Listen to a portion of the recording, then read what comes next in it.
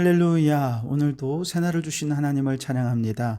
오늘도 말씀을 나누는 이 시간 성령께서 우리와 함께 해주셔서 말씀 충만, 은혜 충만, 성령 충만한 이 시간 되기를 주님의 이름으로 축복합니다. 오늘 우리에게 주시는 하나님 말씀은 이사야 6장 1절에서 8절까지 말씀입니다. 봉독해 드립니다. 하나님의 말씀을 경청하시기 바랍니다. 우시야 왕이 죽던 해에 내가 본즉 주께서 높이 들린 보좌에 앉으셨는데 그의 옷자락은 성전에 가득하였고 스랍들이 모시고 섰는데 각기 6 날개가 있어 그 둘로는 자기의 얼굴을 가리었고 그 둘로는 자기의 발을 가리었고 그 둘로는 날며 서로 불러 이르되 거룩하다 거룩하다 거룩하다 만군의 여호와여 그의 영광이 온 땅에 충만하도다 하더라. 이같이 화답하는 자의 소리로 말미암아 문지방의 터가 요동하며 성전의 연기가 충만한지라. 그때에 내가 말하되 화로다 나여 망하게 되었도다. 나는 입술이 부정한 사람이요 나는 입술이 부정한 백성 중에 거주하면서 만군의 여호와이신 왕을 베었음이로다 하였더라. 그때에 그 스랍 중에 하나가 부젓가락으로 제단에서 집은 바 핀 숯을 손에 가지고 내게로 날아와서 그것을 내 입술에 대며 이르되 보라 이것이 내 입에 닿았으니 내 악이 제하여졌고 내 죄가 사하여졌느니라 하더라. 내가 또 주의 목소리를 들으니 주께서 이르시되 내가 누구를 보내며 누가 우리를 위하여 갈고 하시니 그때에 내가 이르되 내가 여기 있나이다 나를 보내소서 하였더니 아멘. 자, 오늘도 이 말씀을 통해 우리에게 주신 하나님의 음성을 듣게 되기를 바랍니다. 자, 오늘 본문은요 우시야 왕이 죽던 해에 이사야 선지자가 하나님의 메신저로 소명을 받는 장면입니다. 이사야 선지자가 이때 사실 처음 소명받은 것은 아니고요. 이미 부르심을 받아서 선지자의 사명을 감당하고 있던 중에 특별한 사명을 위해 하나님께서 그를 다시 부르시는 것을 환상 중에 경험했기에 바로 이 부분을 따로 기록해 두고 있는 거죠. 앞서 1장부터 5장까지의 말씀은 이사야 선지자가 이렇게 특별한 부르심을 받을 수밖에 없는 배경을 제공했습니다. 즉 강대국들의 위협 속에서 국가적인 위기를 경험하게 되고 그 위기 속에서 이스라엘 백성들이 나라의 주인이신 하나님을 의지하기보다 강대국들을 의지하기 위해 눈치만 보고 있을 때 하나님께서 그들을 꾸짖으시고 짐승보다 못한 어리석은 자가 되지 말고 빨리 하나님께로 돌아와라. 하나님을 주인으로 섬겨라. 촉구했습니다.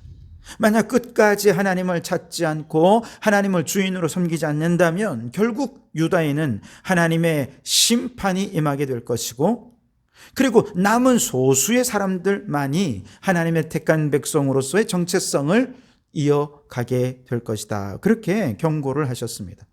자, 이런 국가적 위기의 상황 속에서 우시야 왕이 죽게 되었습니다. 왕까지 죽게 되니 나라가 정말 큰 위기에 빠지지 않았습니까? 이사야는 아마 이 위기 속에 답답한 마음으로 불안한 마음으로 성전에 들어가 하나님께 기도했습니다. 그때 하나님의 임재를 경험하게 된 것이죠. 자, 오늘 1절로 3절을 다시 한번 읽어드리겠습니다. 우시야 왕이 죽던 해에 내가 본즉 주께서 높이 들린 보좌에 앉으셨는데 그의 옷자락은 성전에 가득하였고 스랍들이 모시고 섰는데 각기 6 날개가 있어 그 둘로는 자기의 얼굴을 가리었고 그 둘로는 자기의 발을 가리었고 그 둘로는 날며 서로 불러 이르되 거룩하다 거룩하다 거룩하다 만군의 여호와여 그의 영광이 온 땅에 충만하도다 하더라. 아멘. 성전에 가득한 하나님의 영광을 체험한 이사야 선지자는 이제 유다를 통치하는 진정한 왕은 저 죽은 우시야 왕이 아니라 어떤 사람이 아니라 살아계신 하나님이시구나 라고 하는 것을 다시 한번 확실히 깨닫게 된 것이죠. 우리도 그렇죠. 우리 인생의 물질의 위기, 건강의 위기, 관계의 위기 등등 정말 많은 위기를 겪게 될 때 우리는 불안하고 두려울 수밖에 없습니다. 바로 그런 불안함과 두려움 속에서 우리가 하나님 앞으로 나와 예배하고 하나님의 말씀을 들을 때 우리는 하나님의 은혜를 경험하게 되고 살아계신 하나님을 만나게 되면서 우리는 무엇을 깨닫느냐? 그렇구나. 내 인생은 내 것이 아니라 내 인생을 다스리시고 주관하시고 통치하시는 분은 하나님 한 분밖에 없구나. 하나님이 내 인생의 왕이구나 라고 하는 것을 깨닫게 되는 것이죠. 그리고 이것이 깨달아지면 하나님은 지금 내가 경험하는 수많은 위기의 상황들조차도 다 다스리고 하나님의 통제 아래 있으니 하나님이 합력하여 선을 이루게 해주실 것이다 라고 하는 믿음을 갖게 되고 마음속 불안함과 마음속의 두려움이 안심하는 마음으로 변화되고 평안한 마음으로 변화되는 역사가 나타나는 것이죠. 여러분, 그렇습니다. 하나님이 우리 인생의 통치자인 줄 믿습니다. 내 힘으로 감당할 수 없는 수많은 문제 앞에 놓여 있다 해도 하나님은 우리의 위기를 다스리시고 모든 문제까지 통제하셔서 합력하여 선을 이루어 결국 하나님의 뜻이 이루어지게 해주실 줄 믿습니다. 그러니 여러분, 우리 인생의 위기 속에 제일 중요한 것은 하나님을 만나는 것입니다. 하나님을 만나서 내 인생의 진정한 왕이 누구인지를 깨닫는 것이죠. 그러기 위해 여러분 예배를 결코 포기하지 마십시오.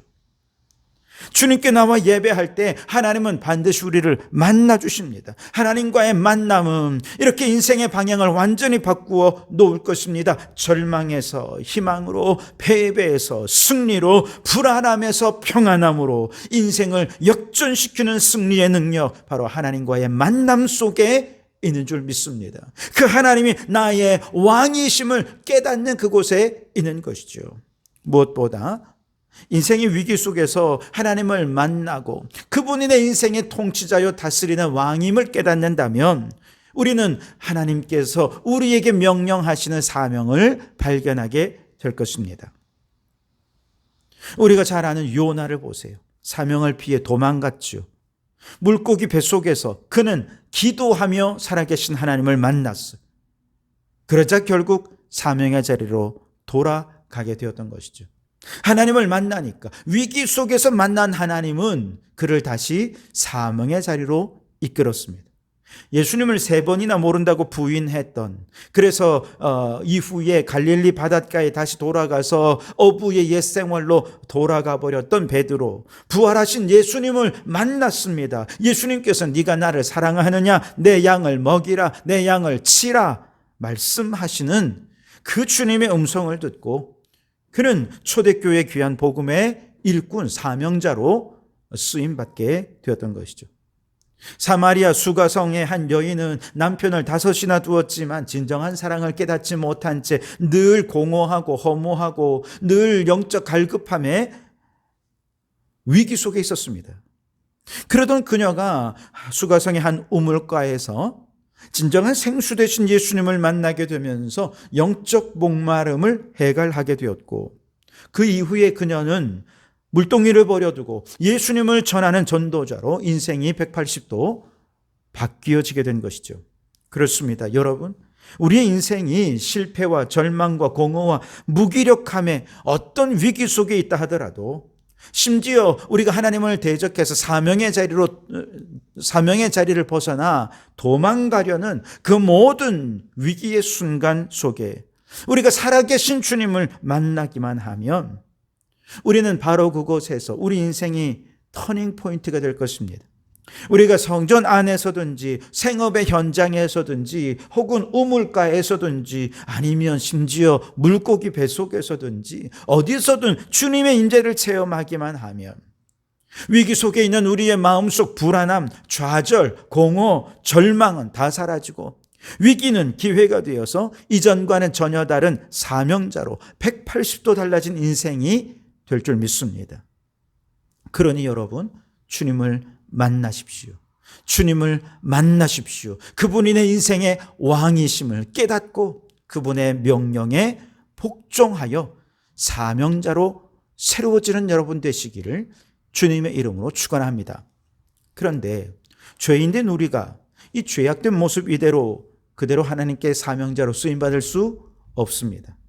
이사야 선지자는 하나님의 인재 앞에서 자신이 얼마나 큰 죄인인지를 깨닫고 크게 좌절합니다. 5절 말씀해 보시면 그때에 내가 말하되 화로다 나여 망하게 되었도다.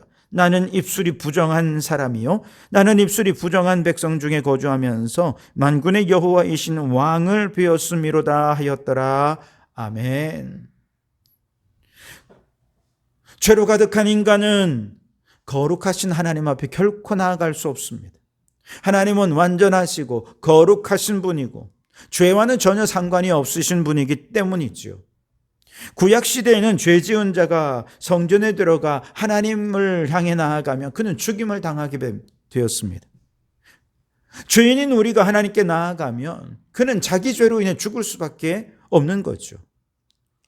그러나 갈보리의 십자가에서 우리의 죄를 대속하신 예수님을 만나면 모든 죄를 용서받게 되고 바로 그 보혈의 능력으로 살아계신 하나님 앞으로 나아가 하나님을 만날 수 있게 되는 것입니다.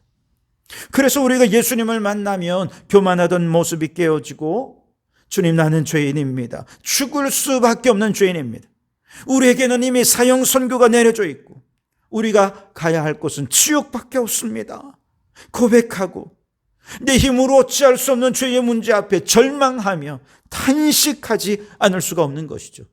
이사야가 하나님의 인재를 체험하고 자신의 입술의 부정함을 고백하며 화로다 나여 망하게 되었노라 탄식하였을 그때에 하나님께서 스랍에게 명령해서 제단의 숯불을 가져다가 그의 입술에 대고 죄사함의 은총을 내리셨습니다. 6절과 7절에 그때의 그 스랍 중에 하나가 부젓가락으로 제단에서 집은 바 핀 숯을 손에 가지고 내게로 날아와서 그것을 내 입술에 대며 이르되 보라 이것이 내 입에 닿았으니 내 악이 제하여졌고 내 죄가 사하여졌느니라 하더라. 아멘. 스랍 즉 천사죠. 그가 제단에서 가져온 이 숯불 이것은 바로 소멸하는 불이신 성령님을 의미하는 것입니다. 히브리서 12장 29절 말씀에 우리 하나님은 소멸하는 불이심이라 그랬습니다. 이때 불은 하나님의 거룩하심을 의미하죠. 하나님의 완전하고 온전하고 그 거룩하심으로 하나님은 모든 죄를 소멸시켜 버리십니다. 거룩하게 하신다는 것이죠. 그러니 제단에 붉게 핀 숯으로 이사야 선지자의 입술에 갖다 댈 때 그의 모든 죄가 사해지고 그 죄가 사해져서 이제 그는 거룩하고 의로운 하나님의 사명자로 설 수 있게 된 것이죠. 그런 의미에서 우리 죄를 사하시는 하나님의 능력은 소멸하는 불 그리고 갈보리 십자가에서 예수께서 흘리신 보혈 이 두 가지를 통해 우리에게 주어지게 됩니다. 우리가 죄를 자백할 때 예수의 피를 힘입어 자백하면 그 보혈은 우리의 모든 죄를 씻으십니다. 우리의 오염된 피를 예수의 거룩하고 의로운 피로 수혈해 주셔서 새 생명을 얻게 해주십니다. 그렇기 때문에 죄사함을 얻기 위해 우리는 예수님의 보혈을 의지해야 합니다. 또한 우리가 예수 보혈의 능력을 의지하고 회개할 때 성령님께서 성령의 불로 소멸하는 불로 우리 안에 임하셔서 모든 더러운 죄를 깨끗하게 하시고 이제 우리를 의롭다 거룩하다 하나님의 자녀가 되었다 인쳐 주시는 것이죠. 이처럼 보혈로 씻으시고 성령의 불로 태우셔서 모든 죄가 남김없이 깨끗하게 된 사람에게 비로소 하나님께서 사명을 부여해 주십니다. 8절 상반절에 내가 또 주의 목소리를 들으니 주께서 이르시되 내가 누구를 보내며 누가 우리를 위하여 갈꼬. 하나님께서 위기에 처한 사람들, 위기에 처한 나라들을 위해 다급히 일꾼을 보내시려 할 때에 하나님께서는 누구를 보낼까 찾으신다는 것입니다. 그때 하나님께서 찾으시는 사람, 바로 예수의 피로 죄 씻음 받고 성령의 불로 거룩함을 입은 준비된 사람, 그렇게 거룩하고 성령 충만한 바로 그 사람을 찾으셔서 하나님께서 그에게 사명을 부여해 주시는데 바로 이때 이사야 선지자가 이렇게 성령의 불로 죄악이 사라지고 모든 죄가 소멸되어 버리자 성령 하나님께서 그에게 말씀하십니다. 누가 나를 위하여 갈까? 그때 8절 하반절에 이사야는 고백합니다. 그때에 내가 이르되 내가 여기 있나이다 나를 보내소서 하였더니 여러분, 하나님께서 우리를 거룩하고 의롭고 성령 충만하게 하시는 이유는 바로 나 혼자 그저 행복한 신앙생활 하라 하심이 아닙니다. 오히려 모든 것이 하나님께로부터 온 하나님의 은혜임을 깨달으면 우리의 마음이 어떤 마음을 가져야 합니까? 여호와께 받은 은혜가 너무 큰데 내가 무엇으로 주님께 보답할 수 있을까? 바로 이 마음으로, 은혜 감든 심정으로, 다 갚을 수 없는 은혜이지만 그럼에도 불구하고 내게 받은 은혜가 너무 커서 뭐라도 하고 싶어서 주님을 향해 사명의 자리로 나아가게 되는 것이죠. 내가 받은 은혜를 내 생명보다 귀한 것으로 여긴 사도 바울은요, 주 예수께 받은 사명 곧 하나님의 은혜의 복음을 증언하는 일을 위해 생명까지도 조금도 귀한 것으로 여기지 않았습니다.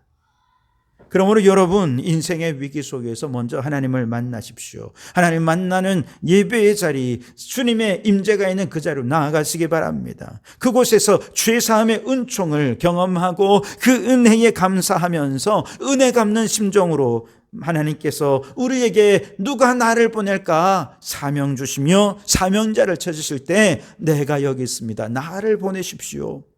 생명조차 귀한 것으로 여기지 말고 사명을 위해 불태우며 살아가는 우리 성도들이 되시기를 주님의 이름으로 축원합니다.